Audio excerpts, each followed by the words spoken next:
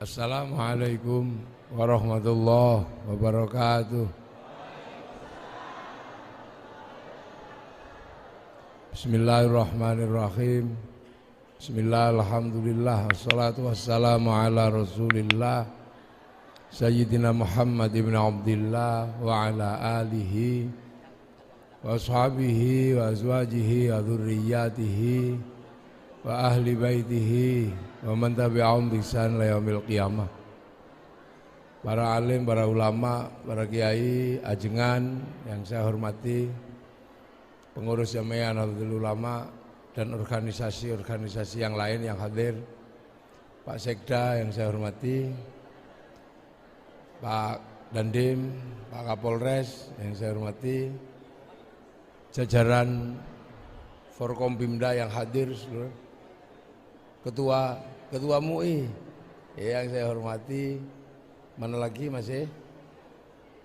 Sudah semua.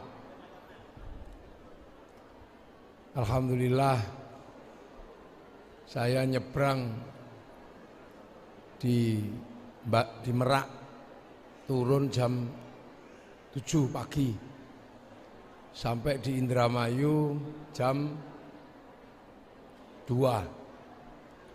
Jam 3 selesai ngaji, terus ke sini. Nah ternyata jauh, Majalengka ternyata jauh. Ini alhamdulillah. Jadi setiap bangsa hari ini membicarakan bangsanya. Jadi setiap bangsa hari ini membicarakan bangsanya. Kenapa? Ada zaman di mana zaman itu melintasi negara, melintasi bangsa. Jadi ada zaman, enak itu kayaknya, ada wasilahnya. Ini mungkotek. Jadi ini memang eranya orang mesti membicarakan bangsanya. Karena ada era baru yang melintasi bangsa, melintasi negara, dan gak bisa dibendung. Namanya teknologi digital. Teknologi digital ini sesungguhnya adalah teknologi yang pernah diperkenalkan Allah kepada Rasulullah, yaitu teknologi cloud atau teknologi hard disk. Dan akses terhadap cloud atau hard disk inilah yang hari ini menjadi manusia lintas negara, lintas bangsa. Pakai satelit. Kalau dulu yang diperkenalkan Allah itu namanya Lauhil Mahfud. Lauhil Mahfud itu adalah akses ruhani lintas negara, lintas dimensi. Di mana kalau kita pakai wifi Lauhil Mahfud yang didownload secara khusus oleh batin-batin yang kuat, maka kita juga bisa lintas bangsa, lintas negara. Ketika kita menggunakan wifi-nya Rasulullah ila hadratin Nabiyil Mustafa, maka kita bisa lintas negara dengan wa ila jami'il muslimina wal muslimat wal mu'minina wal mu'minat al ahya'i minhum wal amwat. Kita bisa kirim Fatihah dengan share it lintas negara, lintas waktu. Itu teknologi kuno sebenarnya, namanya tawassul. Kalau sekarang kita mau kirim data, kirim gambar, kirim file apapun, kita bisa menggunakan .co.id. Yang penting punya wifi.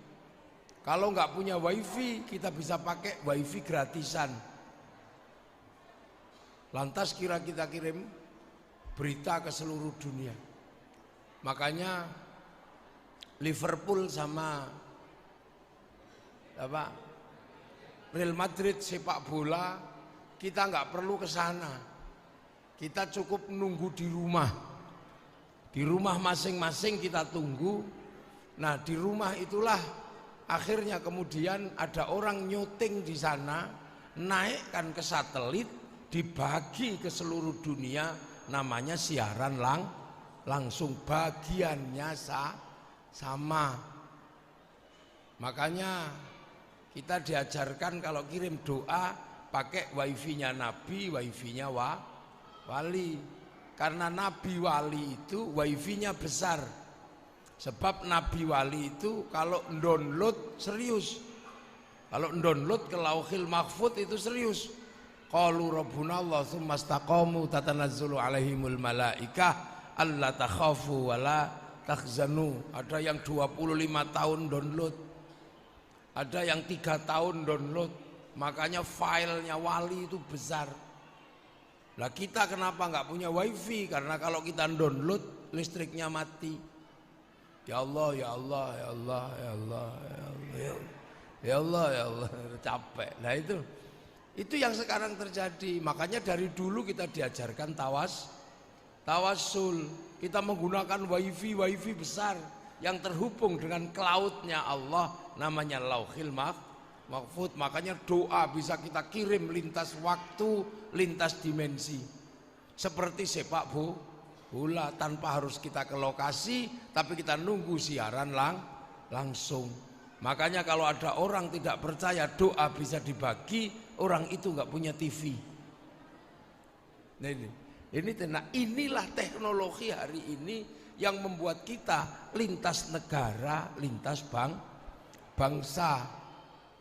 Bahwa manusia dulu itu berdosa kalau pergi ke sungai, baru berdosa nengok orang mandi.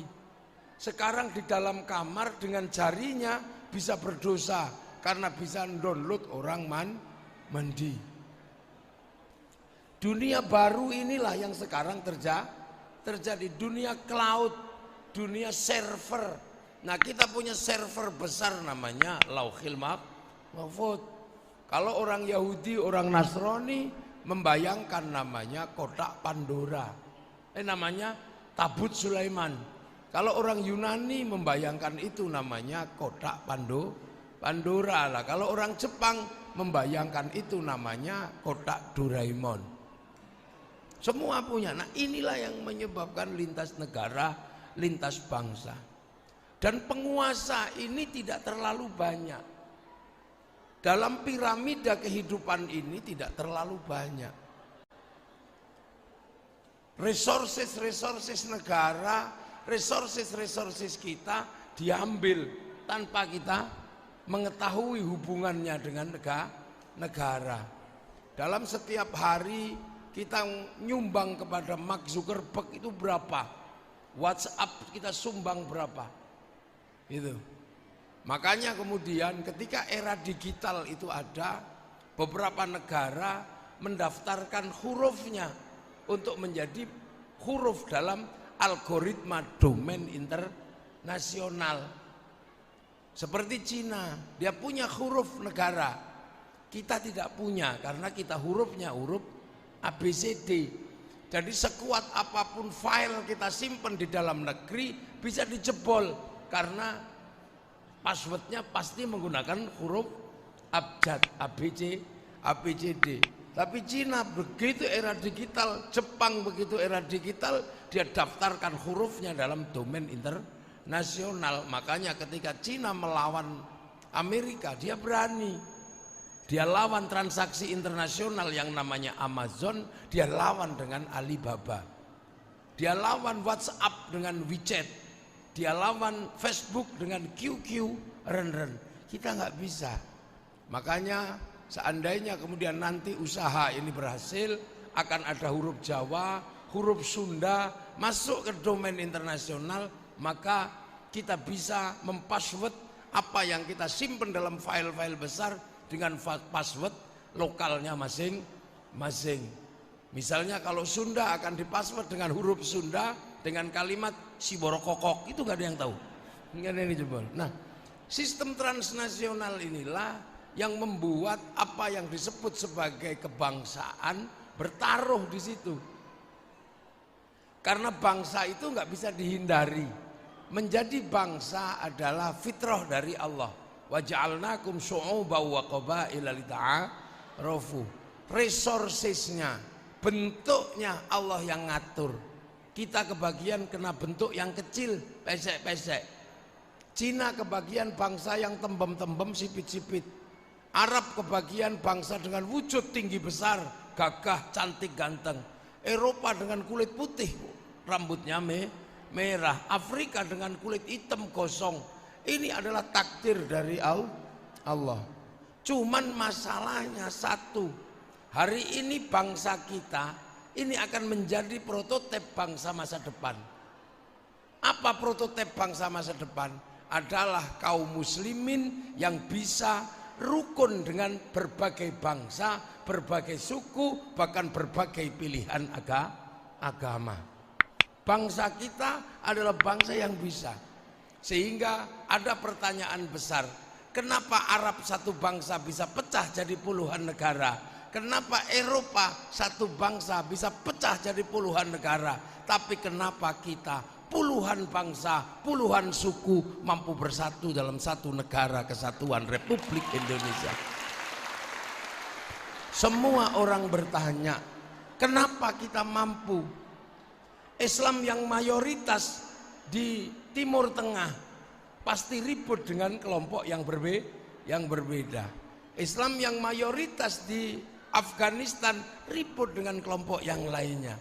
Tapi Islam yang di Indonesia menunjukkan sebuah konsep hidup bersama dalam Islam rahmatan lil alamin. Ini bukan sesuatu yang datang dengan tiba-tiba. Ini dilandasi oleh sebuah kerja besar, sebuah pekerjaan yang luar biasa yang dilakukan oleh pembawa Islam ke Nusantara. Ketika Islam dibahas di Arab, baru ketemu dua agama. Agama Islam, Yahudi dan Nasrani. Begitu Islam dibahas di Indonesia, ketambahan ketemu Hindu, ketemu Buddha, ketambahan agama lokal. Islam ketika membahas makanan di Arab, baru ketemu kurma sama roti dan gandum. Begitu masuk ke Indonesia, Islam ketemu dengan makanan tales, makanan gadung, tiwul, jagung, ketemu banyak. Islam ketika di Arab membahas buah-buahan, baru ketemu tin, zaitun, kurma, ruman atau kurma. Begitu sini pembicaraan berkembang karena ketemu duren, ketemu apel, ketemu cipluan, ketemu apa saja di sini. Di sana ketika membicarakan hantu, ketemu setan sama jin. Begitu membicarakan syaiton di sini, ketemu gendruwo, ketemu wewe gombel, terakhir ketemu suster ngesot, ketemu macam-macam, hantunya semakin banyak. Ketemu dinamika yang berbeda ini dengan pandangan sesuatu yang luar biasa. Apa pandangannya? Para ulama sudah tahu bahwa Islam ketika bergerak ke semua negara, ke semua benua, Islam punya harapan besar di Nusantara. Maka ditata dari awal, sehingga Islam yang bergerak setelah Rasulullah ke Eropa gagal, hancur di Eropa. Islam yang bergerak ke Afrika tidak terlalu berkembang. Islam yang bergerak ke Cina tidak terlalu berkembang. Tapi Islam yang bergerak ke Nusantara hari ini berkembang menjadi kekuatan Islam terbesar di dunia. Maka menjadi aneh kalau ada orang Islam di Indonesia merasa tertindas. Menjadi aneh kalau orang Islam di Indonesia merasa jadi pesakitan. Kita menjadi aneh kalau ada orang Islam di Indonesia mengatakan kami tertindas, ulama kami dihinakan. Tidak ada yang menghinakan Islam di Indonesia, karena kita 90% Muslim. Kalau 300 juta Muslim di Nusantara, berarti ada 170 sampai 80 juta, ada 280 juta. Makanya populasi muslim terbesar ada di Nusantara. Terbukti apa? Antrian haji sampai 40 tahun hanya ada di Indonesia. Berarti jamaah haji terbesar Indonesia. Masjid terbanyak ada di Indonesia. Orang sholat yang menghadap kiblat dalam satu waktu terbanyak dari Indonesia. Orang jilbaban paling banyak dari Indonesia. Orang hafal Quran terbanyak dari Indonesia. Ini statistik yang bicara bahwa kita populasi muslim terbesar. Tapi hari ini kita rukun. Kita bisa berbeda-beda.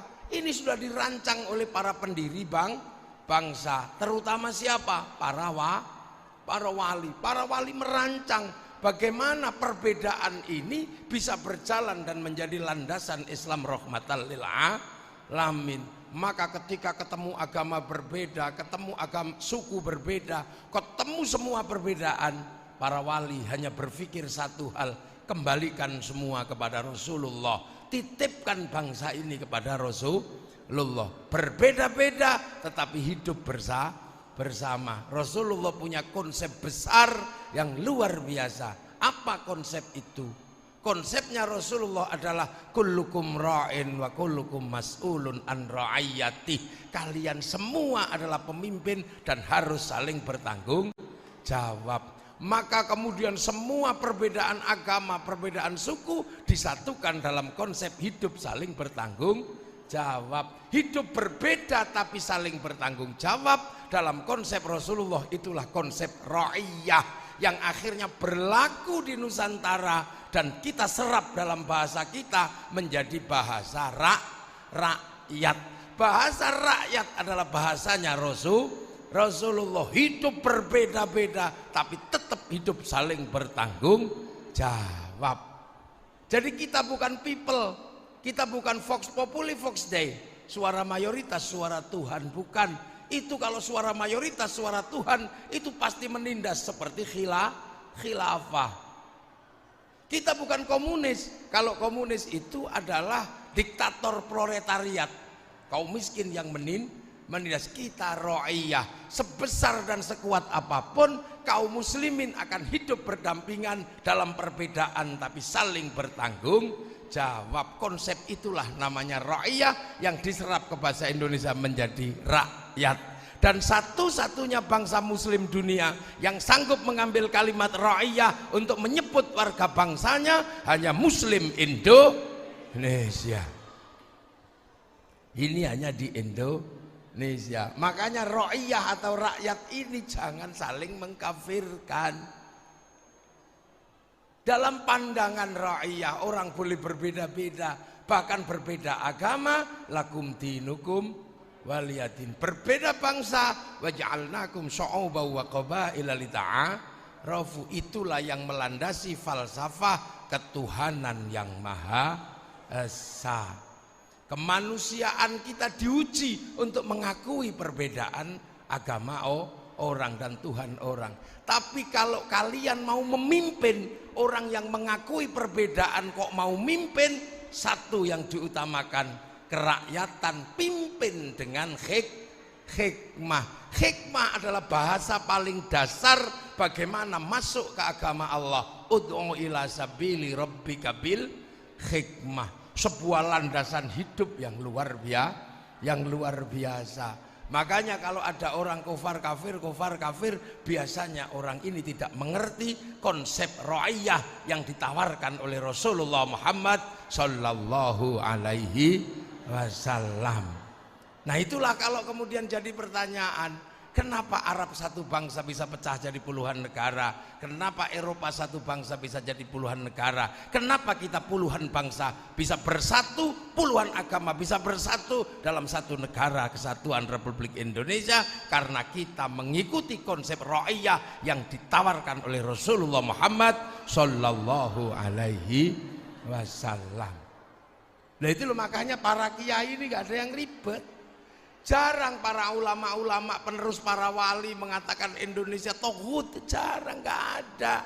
Kenapa? Karena tahu Hasil pekerjaan wali ini dalam konsep ra'iyah membentuk struktur kebersamaan namanya musyarakah. Akhirnya diserap dalam bahasa kita menjadi masyarakat. Kalau masyarakat terjadi keinginan untuk membicarakan sesuatu, ada perbedaan, ada khilafiyah, pakailah wasyawirhum fil amri, maka lahir bahasa musyawarah. Dan para wali menyatukan ini dalam konsep wilayah, maka akhirnya para wali punya wilayah. Al-wali punya wilayah. Wilayah itulah yang akhirnya menjadi Negara Kesatuan Republik Indonesia dengan pemimpin tertinggi Majelis Permusyawaratan Rakyat, Dewan Perwakilan Rakyat.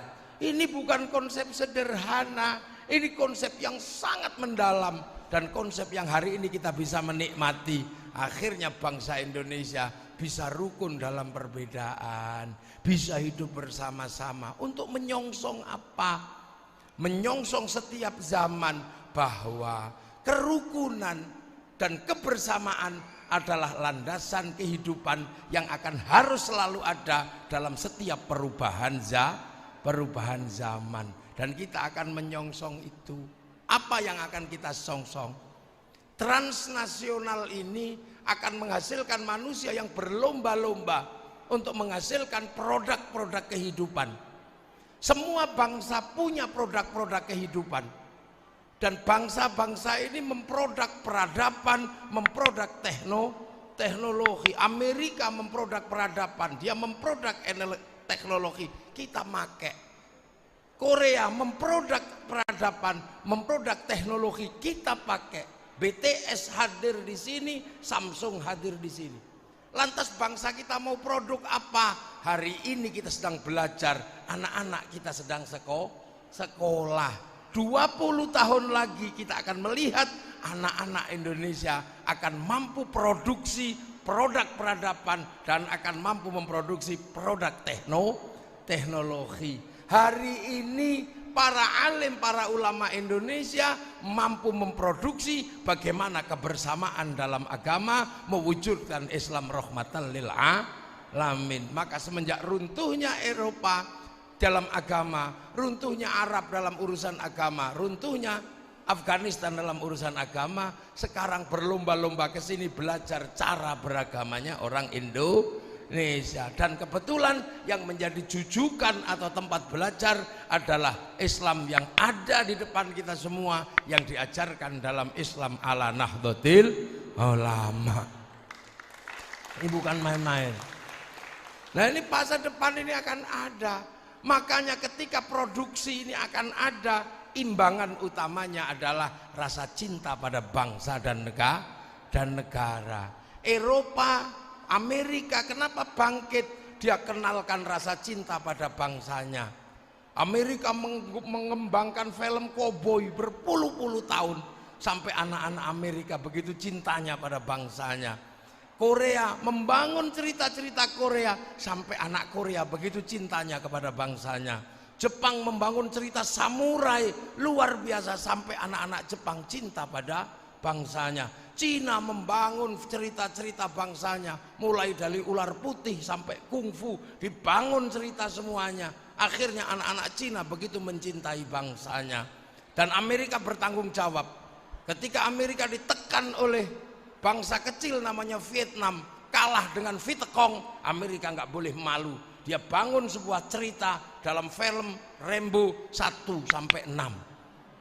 Ketika Amerika ditekan secara spiritual oleh Cina, betapa secara spiritual Cina menekan Amerika, Amerika nggak boleh malu. Dia bangun spiritual Amerika, mengimbangi Cina, American Samurai, American Shaolin, American Kungfu. Walaupun semua tahu gak ada Kungfu di Amerika. Jepang ketika Amerika ditekan oleh Jepang, Amerika bikin American Samurai, American Ninja. Bahkan ninja terakhir dari Amerika namanya Tom Cruise dalam film The Last Samurai. Bangsa sedang membangun bangsanya. Ya, inilah bangsa Jepang ketika mengalami tekanan besar dunia karena ada pembantaian rezim restorasi Meiji terhadap Tokugawa. Anak-anak kecil Jepang tidak boleh mengulang itu semua. Buatkan film sederhana yang bisa dikenal sama anak-anak, kasih judul Samurai X dengan tokohnya Rurouni Kenshin. Masa depan Malaysia tidak boleh digadaikan. Dia harus tetap hidup, bangsa itu harus tetap ada. Malaysia harus menyongsong masa depannya. Anak-anak Malaysia harus tahu masa depannya. Maka kemudian Malaysia diserahkan kembali kepada si Upin dan si Ipin. Si Upin dan si Ipin tidak boleh lupa ada anak-anak Malaysia yang dari ras India. Maka dikenalkan dengan tokoh kecil namanya Jarjit. Dia nggak boleh lupa ada anak-anak Cina, kenalkan Mei Mei. Dia nggak boleh lupa ada anak Indonesia, kenalkan Susanti. Ini cara bangsa menyongsong peradabannya. Tapi sayang kita ini mulai hadir menjelek-jelekkan bangsanya sendiri, agamanya dijelekkan, pemimpinnya dijelekkan, peradabannya dijelekkan. Untung masih ada santri yang sampai hari ini tidak pernah mengingkari rasa cinta pada bangsa dan negaranya.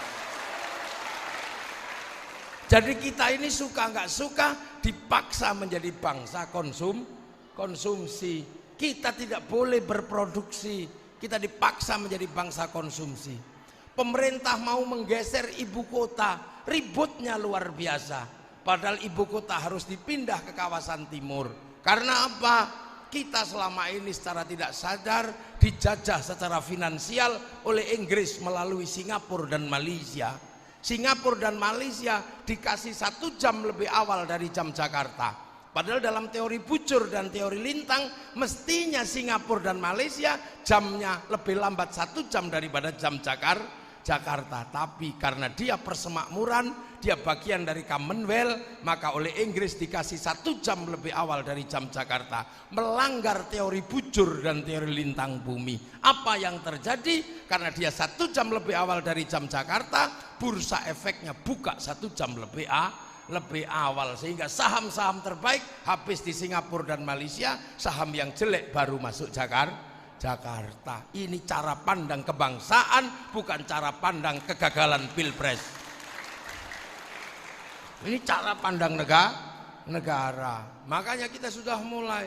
Itulah dulu yang dilakukan oleh tentara Mataram, yang dilakukan oleh tentara Pajang, yang dilakukan oleh tentara Demak, yang dilakukan oleh tentara Cirebon, yang dilakukan oleh tentara Banten. Kenapa mesti menyerang Batavia? Karena Batavia mengunci pintu perdagangan internasional tahun 1515 ketika Alborquerque menguasai Malaka, mengalahkan Sultan Megat Iskandar Shah. Kekalahan pasukan Nusantara merebut Selat Malaka tahun 1515 merubah pola kehidupan maritim, berubah menjadi perubahan hidup agraris, dari negara lautan berubah menjadi negara daratan. Makanya kalau kita berbicara negara maritim, kita mesti berbicara membuka kembali Selat Malaka menjadi selat bersama antara Indonesia dan Malaysia. Ini cara pandang negara. Karena apa? Agama tidak bisa. Kita tidak bisa beragama dengan melupakan agama dan temannya. Karena agama itu di dunia. Di dunia itu, dunia ini hasil dari apa? Dari kalamullah kun. Kun itu dari kana. Kana itu wa akhwatuha. Kana itu dan teman-temannya. Makanya dunia itu temannya banyak. Saya sebagai kiai, penjenengan ajengan, ajarkan sholat yang baik. Tapi setiap sholat yang baik pasti dibarengi dengan menutup aurat yang baik. Pertanyaan saya satu, apakah ketika penjenengan bisa mengajarkan sholat, pada saat yang bersamaan penjenengan masih bisa ngurusi tutup aurat? Tutup aurat urusannya pabrik kain. Kiai sudah nggak bisa mikir sampai ke tingkat itu. Makanya dunia itu ada urusan dengan pabrik kain. Siapa pemilik pabrik kain? Cina. Kalau Cinanya mati, kita nggak punya baju. Agama itu dunia, sholat itu wudhu itu urusannya air itu urusan sanyo sama pipa. Sholat diurus kiai, sanyo pipa diurus mas pion. Ini kehidupan agama. Ini kebangsaan kita. Kiai mengajarkan haji sampai mabrur bisa, tapi ketika urusan berangkat diurus sama Boeing sama Airbus. Siapa yang membuat Boeing Airbus? Orang Yahudi. Kalau kita berbicara hancurkan Yahudi, matikan semua Yahudi, kita bisa pergi haji dengan berenang. Agama itu begitu. Jadi jangan sekali-sekali dunia ini dari kun itu dari kana itu wa akhwa tuha, temannya banyak, dan kana itu sifatnya usil. Nah ini yang kadang kita, makanya ketika pemerintah Saudi menerima tamu Allah yang menyambut penginapannya Paris Hilton, orang Amerika yang kalau pakai celana tidak pernah beres, dia membangun hotel Hilton. Ketika menyambut tamu Allah mungkin capek makan daging unta, disiapkan McD sama Kentucky. Mungkin capek minum air zam-zam, disediakan Sprite sama Coca-Cola. Ini dunia. Jadi agama itu ketika di dunia pasti bertemu dengan yang lainnya. Makanya kiai ini seling diolok-olok. Kenapa kiai tidak progresif? Kiai terlalu liberal, apa-apa boleh. Hati-hati. Karena apa? Di satu hukum rentetannya banyak. Selamat Natal haram, nggak apa-apa. Tapi kalau penjenengan yakin selamat Natal itu haram, maka hati-hati, cegah istrinya masuk mall untuk mengambil diskon Natal. Yang istiqomah. Kalau sudah mengatakan selamat Natal itu haram, maka jangan libur di hari Paskah. Karena kalender yang benar adalah kalender Hijriah. Sementara kalender Hijriah di zaman Sayyidina Umar. Sebelum Sayyidina Umar kalender Masehi di zaman Rasulullah. Loh. Kalau sudah mengatakan bank itu haram, silakan, gak apa-apa. Tapi harus istiqomah, jangan pernah pakai uang. Karena uang produksi bank. Kalau pergi haji jangan pakai bank, langsung titipkan duit kepada pilot. Baca Quran juga harus hati-hati, karena seluruh percetakan Quran utang bank dulu sebelum dibeli oleh negara. Makanya kiai ini yang selalu diolok-olok, enggak progresif. Karena apa? Pikirnya panjang kiai itu. Karena terkait banyak hal. Rokok haram, kiai hati-hati. Karena hukum dasarnya tidak ada, tapi 175 triliun cukai rokok masuk APBN. Kalau rokoknya diharamkan, cukainya haram, masuk APBN, APBN-nya haram. Untuk bangun jalan-jalannya haram. Orang yang mengharamkan rokok dosa lewat jalannya pemerintah. Lu hati-hati. Ini hukum. Nah, ini berbicara bangsa.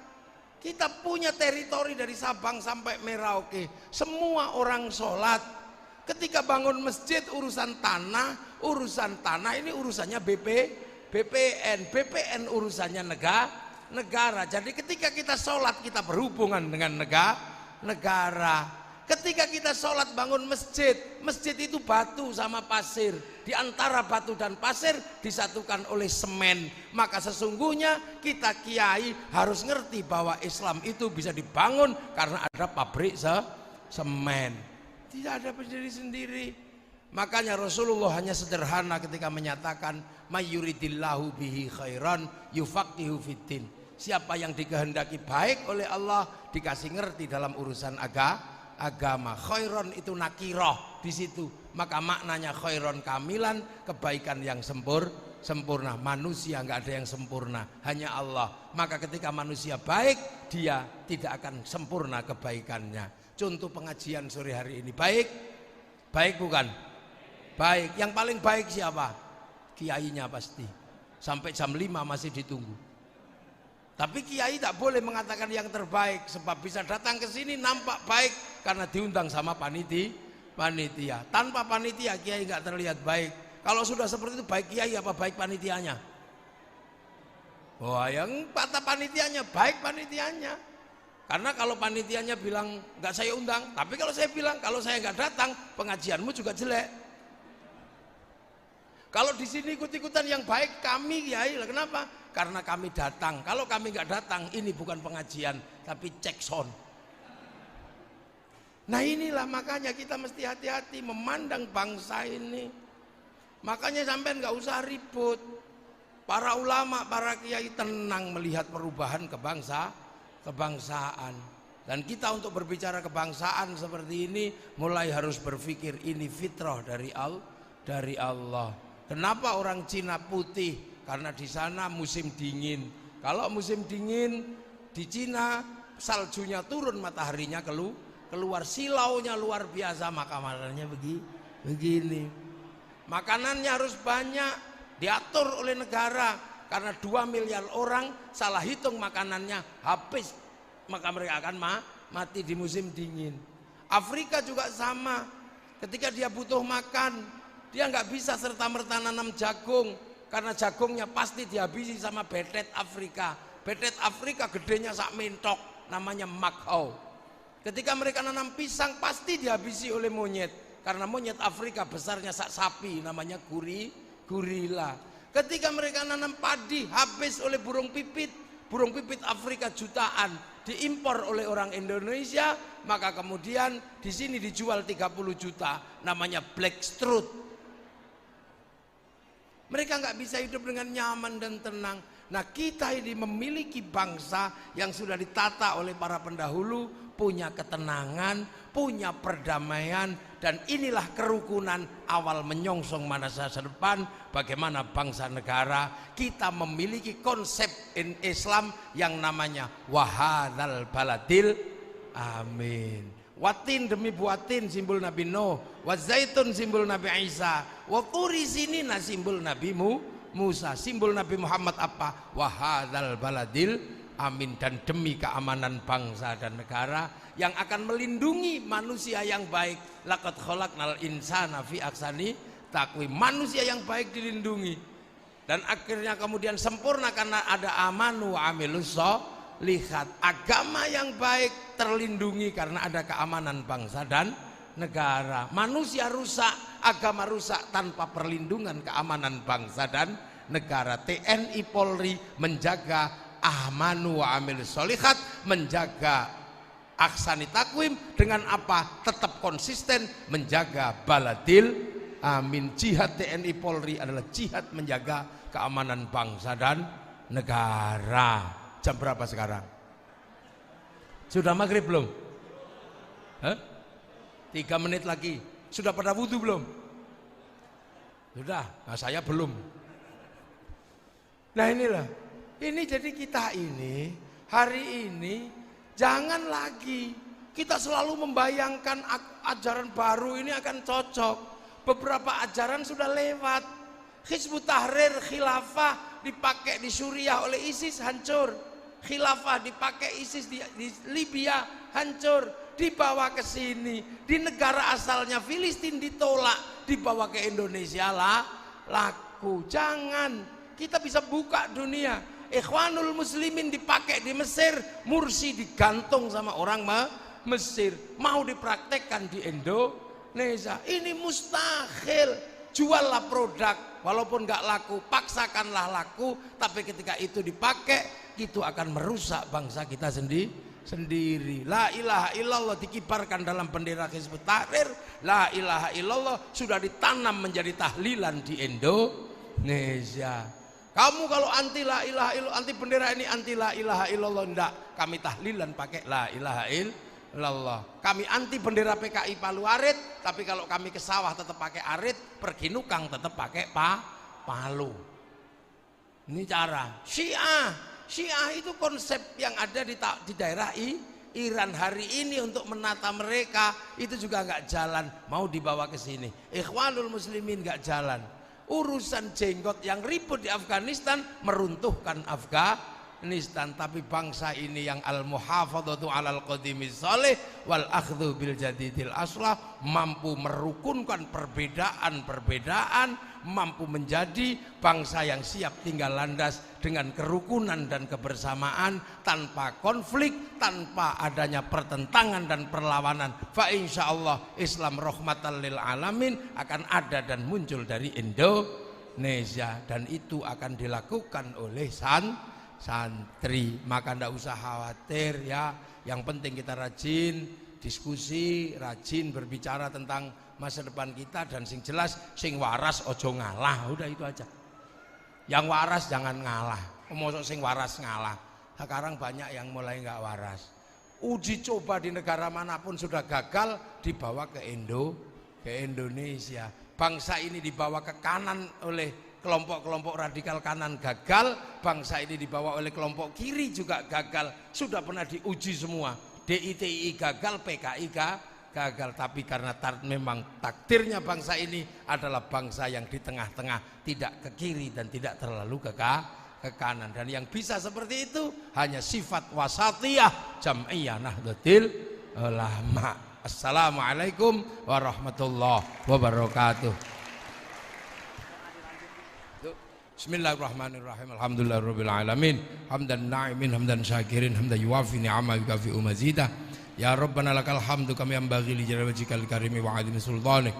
Allahumma iftah alaina futuhal arifin bi hikmatika wa ansur alaina rahmatak wa dzakkirna wa nasina adzal ikram bi ridhaka ya Allah. Syafatul ya Allah, ijal auladana dzurriyyatina dalamidan alil ilmi alil khair alal ibadah al muslimin qiyam muslimin bali abaina ummahatina masyayikhina wajdati wajadina jahil masyayikh majalingka al muassis majalingka Allah maghfir lahum warhamhum wa'afi mafanhum Allahumma la tahrimna ajrahum la taftinna ba'dahum waghfir lana lahum Allahumma jal qabram rotamiradil jinan Allahumma zil matafrat jamil qubra Muhammadur Rasulullah biaqimul mainarji ila rabbika radiyatan mardiyah fadkhuli fi ibadi wadkhuli jannati rabbana atina fid dunya hasanah wa fil akhirati hasanah wa qina adzabannar sallallahu alaihi sayyidina Muhammadin walhamdulillahi rabbil alamin. Al-Fatihah. Ghairil maghdubi alaihim waladdallin. Amin. Saya tak wudu ke belakang.